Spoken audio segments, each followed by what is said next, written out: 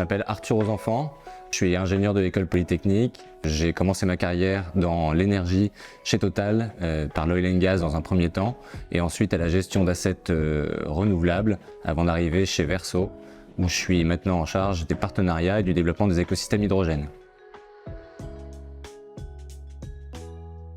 Alors le but de notre équipe chez Verso, c'est de sortir les premiers projets hydrogène pour Verso, en se concentrant sur ce qui va faire sens pour l'hydrogène demain, et en particulier la mobilité et l'industrie pour le court terme.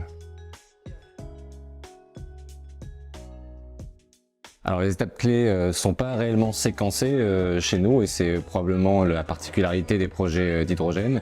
Les étapes indispensables par lesquelles un projet doit passer de toute façon, c'est une sécurisation foncière, un permitting à la fois sur la partie urbanistique et sur la partie liée aux autorisations à opérer, notamment ICPE. Et ensuite, c'est la partie qui permet de sécuriser un tarif, et c'est essentiellement trouver un client et ensuite trouver les financements pour ce projet. Alors l'hydrogène va permettre de répondre à beaucoup d'enjeux de décarbonation chez les industriels, et ça c'est le bon point.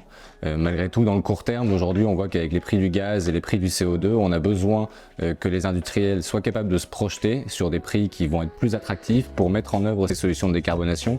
Et aujourd'hui, ce gros enjeu immédiat pour l'hydrogène, c'est justement d'avoir les bons signaux de la part des gouvernements, de la part de guichets de subventions qui vont permettre à ces industriels d'adopter rapidement des solutions pour leur décarbonation. C'est un moment en fin de journée où on est capable de rigoler et où on est capable également de drainer de l'énergie de tout le bureau avec les gens qui viennent spécifiquement en fin de journée pour venir nous voir et chercher un peu de bonne humeur au sein du bureau.